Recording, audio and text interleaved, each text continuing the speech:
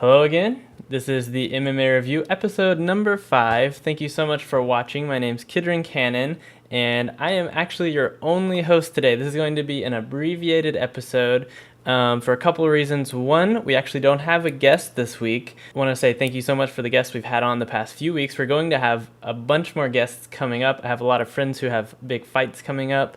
Guys in the UFC, guys I've met in different various MMA avenues, and they're going to be coming on in the coming weeks talking about their fights. But this week, nobody had a fight coming up this weekend to talk about. Didn't know anybody coming off of a fight, so just me this week. And also, we're not previewing any fights for next weekend because there aren't any big MMA shows next weekend. There's a few of the regional shows and some of the European, but in the US, there's really no big show this weekend, no UFC, no Bellator. And so we're going to have a shorter episode, and we are going to be reviewing the two big fight cards from this past weekend, briefly, Bellator 195 and UFC 222. So thank you so much for joining us. Before we get into that, I wanted to say thank you again to everyone for voting. We had a lot more people vote this past week than we have previously. I'm going to look here and review a few of those votes with you. A lot of people showing interest in the fights this weekend, a lot of exciting matchups this weekend, and a lot of people just getting involved in voting. So as you can see right here on our Instagram story, the results of some of the polls from this past weekend. And first was seeing who was more interested in Bellator and UFC. Definitely a lot more people interested in the UFC card this past weekend. I asked if there's any chance Jana Kunitskaya would take out Cyborg. 89% of you said no, so you were correct. I said maybe, because, there is always a chance. I didn't even put an option for yes. Just didn't feel like there needed to be a yes option on that. I put maybe, and I said maybe, and as we saw for a minute or so of the fight, Jana controlled a little bit on the ground, but overall, pretty dominant performance by Cyborg, as to be expected.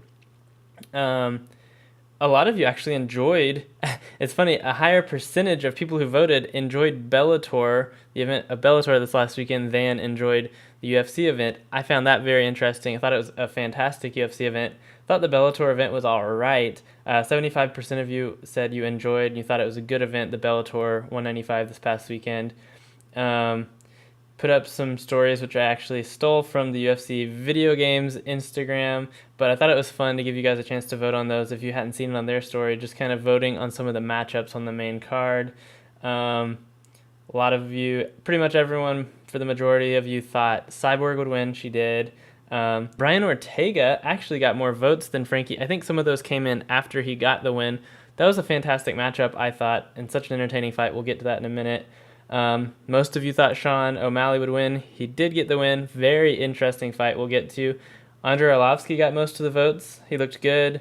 Interesting fight there. And then most of us thought Kat Zingano would win.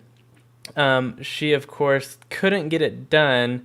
Ketlen Vieira, looking at this fight on paper, it was kind of a hard choice because Kat Zingano had so much experience. She'd fought so many tough people. But obviously Vieira with just a lot of grappling credentials in her own right, and it was an interesting matchup, and Kat couldn't get it done. So that was an interesting fight we'll get to as well. And asked what you thought of UFC 222, and actually only about 67% of people enjoyed it, so a lower number than the people who enjoyed the Bellator event. Personally, it was one of my favorite UFC events this year.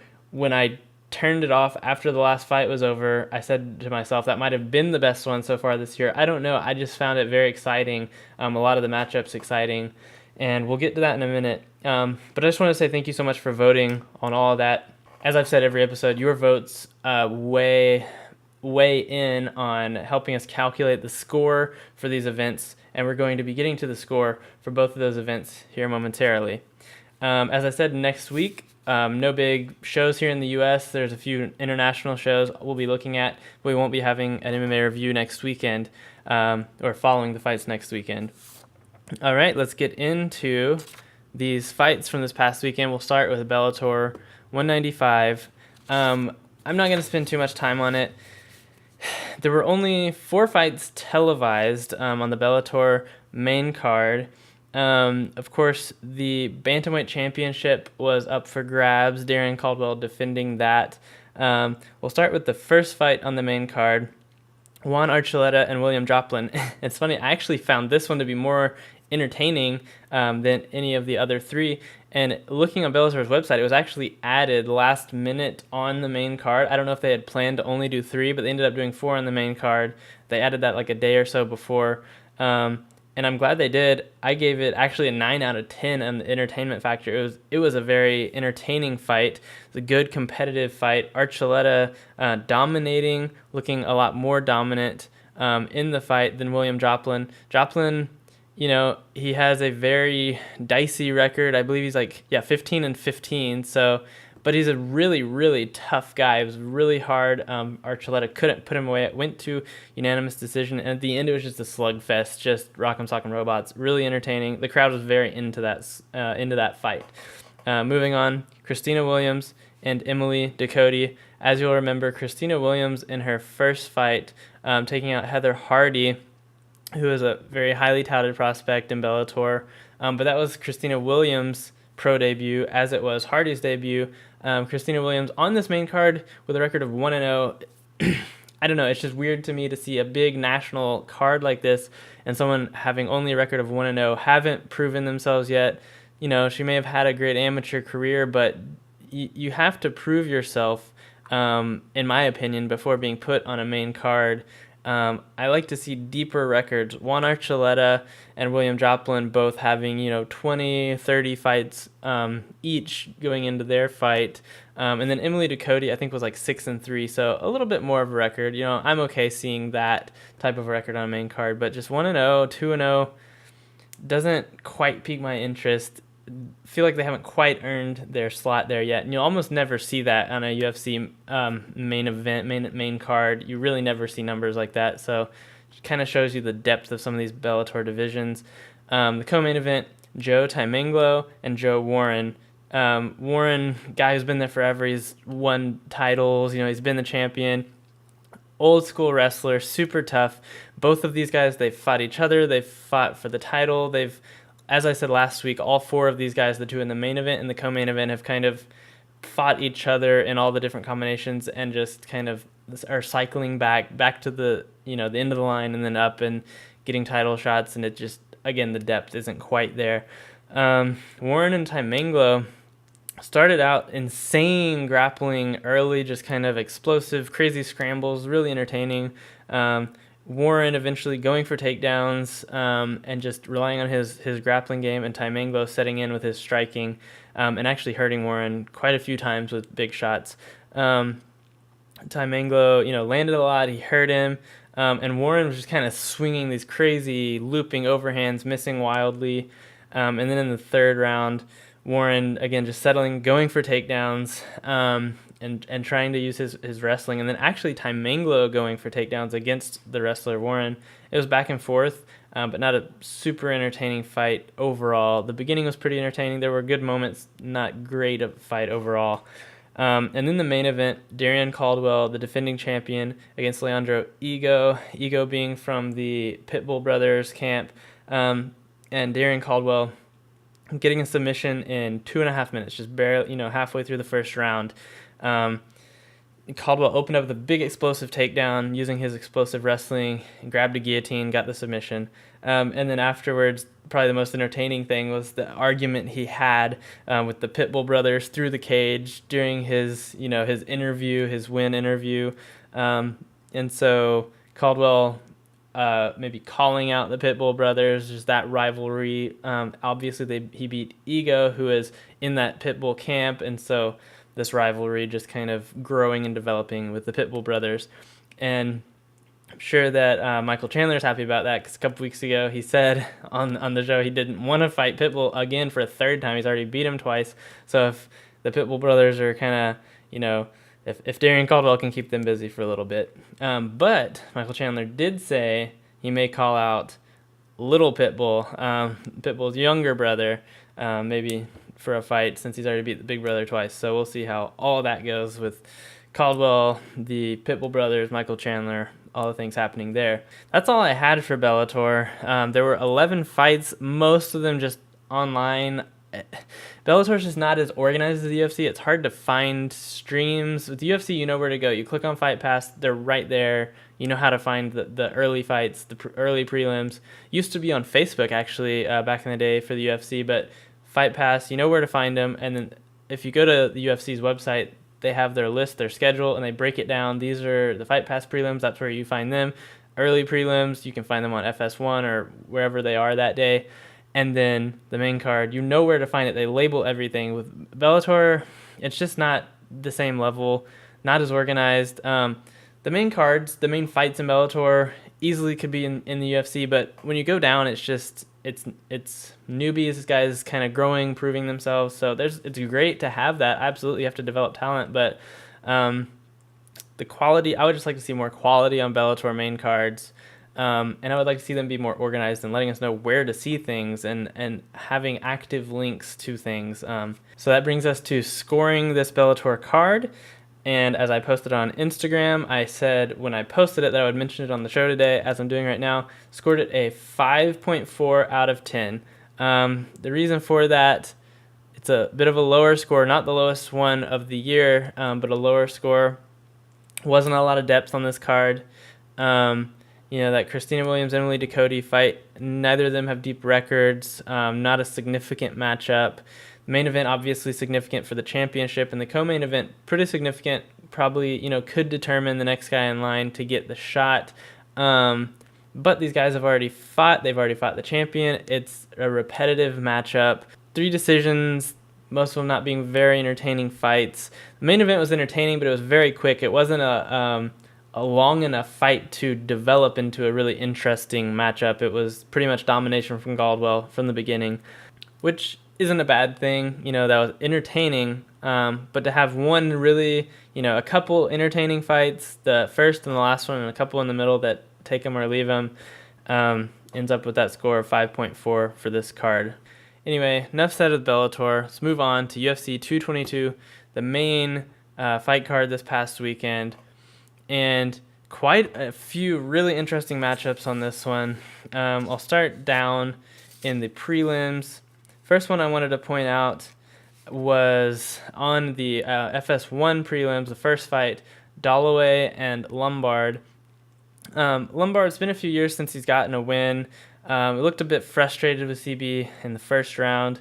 CB Dollaway was landing kicks. They were, trading back and forth. Hector looked a little bit frustrated to me. And then at the end of the first round, where all the controversy was, as I'm sure you've heard, if you watched it, I'm sure, you heard the commentators discussing it at length. You've heard it mentioned all over the place. And so what happened at the end of the first round, they're trading a little bit.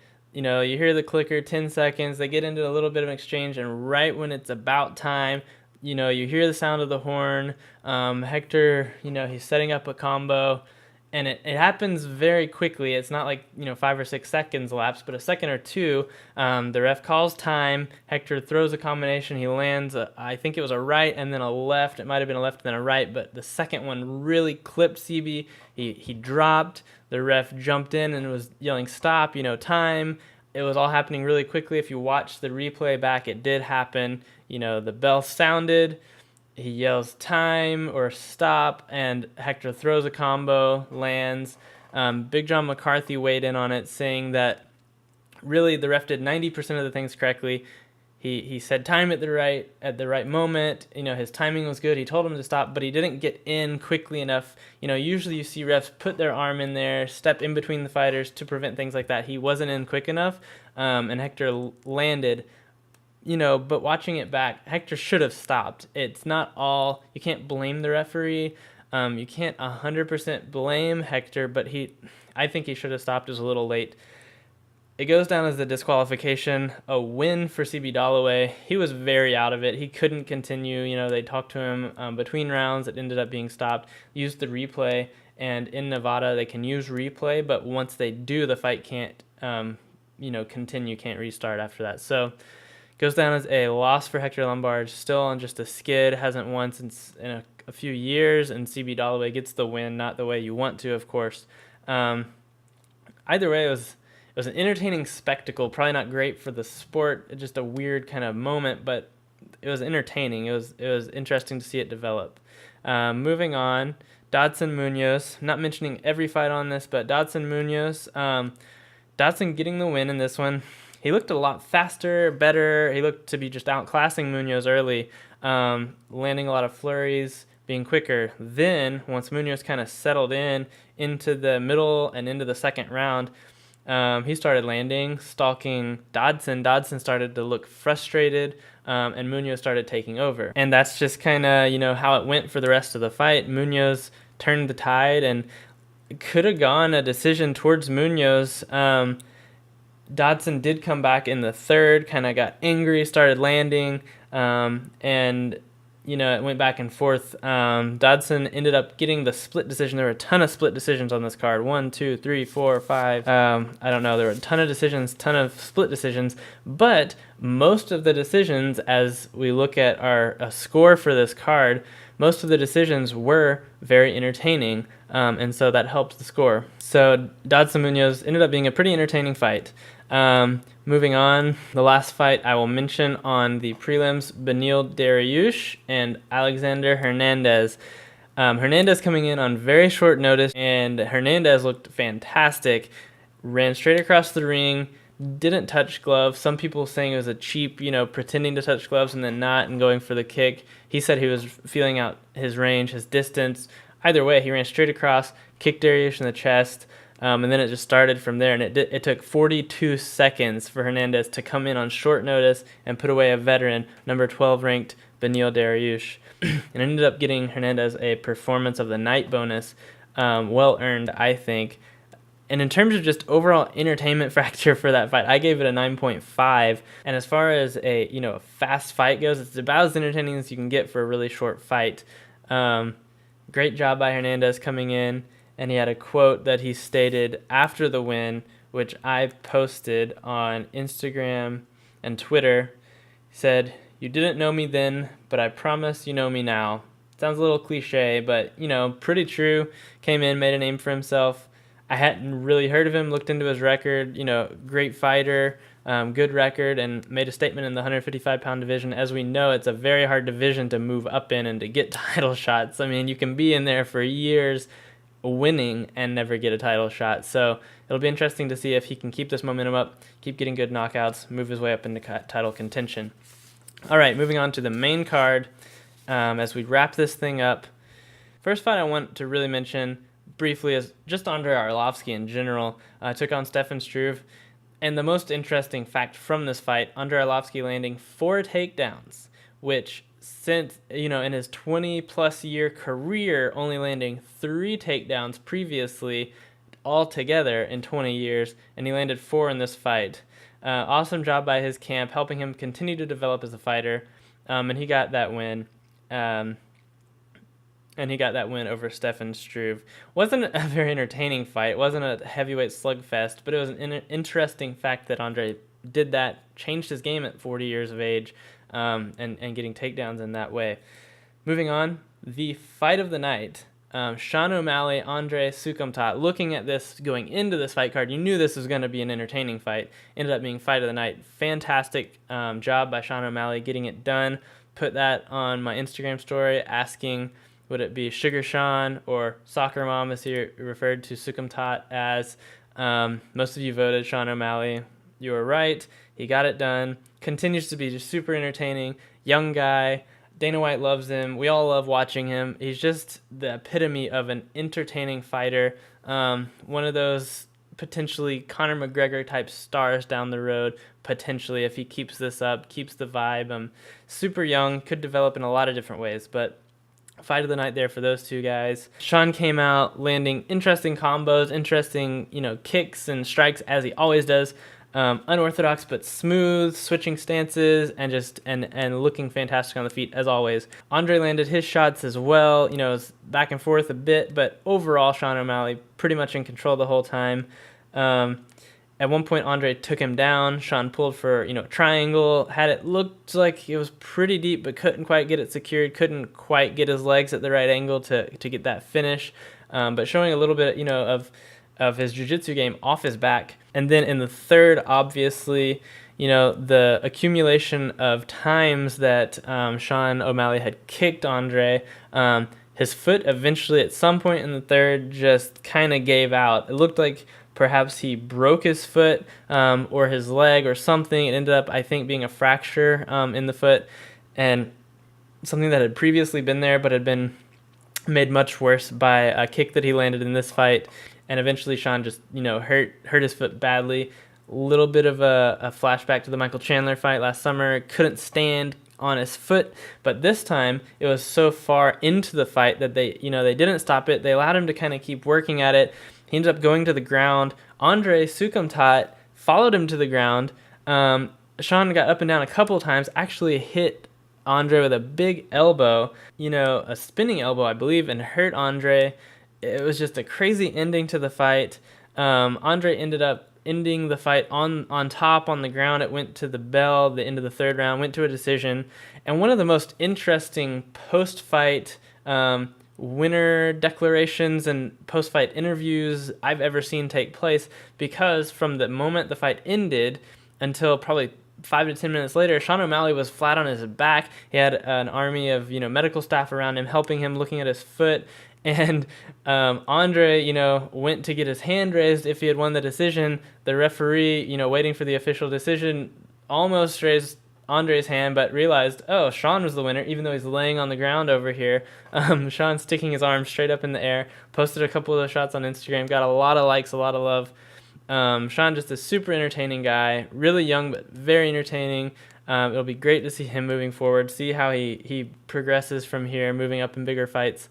And his post-fight interview on the ground with Joe Rogan kneeling down, and the interview is just an awesome sight to see. Not only is Sean O'Malley entertaining in fights and, in the heat of the action, he's entertaining all around, from the things he does at weigh-ins, at open workouts, his post-fight interviews. He just knows how to milk it. He knows how to be a showman, and it's great to see. Another decision on this card, but so many of these decisions not being boring decisions. They're very entertaining decisions. So that's all I'll say about that. Moving on to what I thought was the most intriguing matchup going into this whole card. Frankie Edgar, Brian Ortega, ranked number 2 and number 3. This was a title contention fight. Frankie Edgar was supposed to be fighting Max Holloway for the belt. Obviously, Max out, the champion, out hurt. And risky fight for Frankie to take. But he's a veteran. You've got to love Frankie Edgar. He never shies away from anything. And taking this fight to help kind of save the depth of this card and keeping this fantastic matchup on here with Brian Ortega.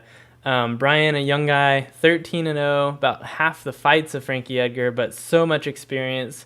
That black belt in BJJ from Henner Gracie, I believe. Just awesome seeing his development as a young guy, as a fighter. And actually, most people thought if he were to stop Frankie, it would probably be with his jiu-jitsu.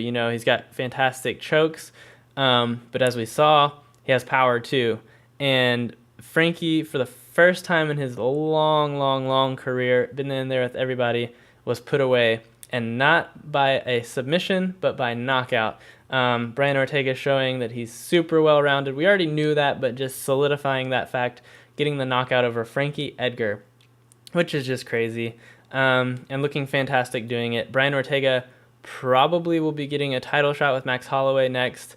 Dana White called him to tell him that he was going to. We'll see, things change, but most likely Brian Ortega, Max Holloway for the title. You have to feel for Frankie Edgar. So close to another title shot, but he's had so many title shots. It's interesting to see what Brian Ortega is going to do with his first UFC title shot, and that'll be a fantastic matchup with the champion, Max Holloway. All right, just one more fight before we wrap this thing up. The championship fight, the main event of the evening. Chris Cyborg and Jana Kunitskaya, as I said earlier, posted it on my story. Almost no one thought Jana would do it. She didn't. And not surprisingly, Chris Cyborg just went in there and put the hurt on her, smashed her, and got a TKO in 3.5 minutes into the first round. I thought Cyborg might take a little bit more of a tactical, methodical, slow approach to this, as we saw against Evinger, as we saw a little bit against Holly Holm, taking her time, feeling her out. But This time it was a little bit more of the old school Cyborg, running straight across, landing a big overhand right off the bat that hurt Jana. Jana immediately shooting in, getting a takedown, getting Cyborg down, taking her back. It was a little bit of an exchange on the ground there. Jana in control for a little bit of the fight, and then Cyborg eventually just overpowering her, using her technique, getting out, getting it back up to the feet, and avoiding more takedowns from Jana. Cyborg landing big shots, and eventually finishing her in, 3.5 minutes. So entertaining fight, definitely, for as long as it lasted. But again, should this fight have ever been made? Probably not. The UFC doesn't have a lot of depth in that division. There's not a lot of 145-pound females in the UFC. Cyborg really being the only one in that division as the champion. There's a few that should be at 135 that have fought at 145. But the UFC is really just going to need to find more 145-pound women that they can kind of develop and bring in and build this division, because there really isn't a division. There's a champion, but not much of a division. I just really hope that they'll find more 145-pounders to challenge Cyborg and to let her, show her skills and prove that she really is the best of the best, and not just taking out 135-pounders who are coming up to 145. So we'll see how that develops. Obviously, Nunes looks like might happen. Cyborg and Nunes probably this summer, maybe International Fight Week. It's been speculated. It's been mentioned. We'll see if that happens. Again, not a fantastic fight for Cyborg, because if she wins, well, she should. It was the 135-pound champion. She loses, what does that say for her and her legacy? It'd be a great matchup, I think. I think Cyborg would probably win anyway, but we need a division. We need a 145-pound division, and we need challengers at that correct weight class for Cyborg. All right, I'm done talking about that. As I posted on Instagram, as I posted on Twitter, the score for this fight card was an 8 out of 10. I thought it was fantastic. I thought there were a lot of really good, interesting matchups. Most of the people on this main card are just, they're faces that we recognize. Cyborg, Edgar, Ortega, OMalley, Andrei Arlovsky's been around forever. Just so many great fighters down on the prelims. Dodson, Lombard, Dollaway, Dariush, these guys have been around forever. Have a lot of fans, a lot of people interested in seeing them fight. So, and then ended up being almost every fight on the card ended up being super entertaining. There were 2 or 3 here and there that were decisions that weren't very entertaining fights, but for the most part, the fights were either a knockout that was super entertaining, or they were a good, entertaining decision that went the distance. So a lot of good matchups, 8 out of 10. That's all I've got to say for this past weekend. Again, thank you so much for voting and helping us get to those scores, balancing us out on the 222. I was probably going to score it higher, and your vote helped us bring it back down to an 8, which maybe is where it should be. And Bellator, I was probably going to give it an even lower score, like a 4 or something. But again, your vote helped us bring it up and reach that middle ground there with a 5.4. So thank you so much for voting. Obviously, this upcoming weekend, there's no big fight cards. I may, throw out some posts on some of these smaller shows and get your votes, and may still post scores for them and need your votes on that. So be looking on Twitter and Instagram. Those are the main places that we'll be posting these things. Thank you so much for watching this video. Please like and subscribe right here at the MMA Review, Instagram, Twitter, Facebook, and obviously right here on YouTube. Please subscribe. The more subscribers we have, the more of you will be notified when we post these videos, and the more reach we're going to be able to get with the show. And just we appreciate when you like, when you share, when you subscribe. Thank you so much for doing that. As I said, we'll be having a lot more guests on the show in the upcoming weeks, the upcoming months, who you'll love to hear from. My good friend Bryce Mitchell, coming off of The Ultimate Fighter. I'll be talking to him in the upcoming weeks, as when episodes air and we see him on the show, see him fight on the show, have him on and talk about those things. Obviously, can't let any of that information out before the show airs. But once it does, we can talk about it and get his input on that. Luis Pena, another friend of mine, haven't reached out to him about being on the show yet, but he was on The Ultimate Fighter as well. Can't wait to see how he did. Super entertaining guy, great striker and grappler. Love watching him fight. and a lot more of my friends who are MMA fighters who have fights coming up I'll be having on in the near future. So thank you so much for watching. Don't forget to follow and subscribe down here below. And as we post things, please don't forget to vote.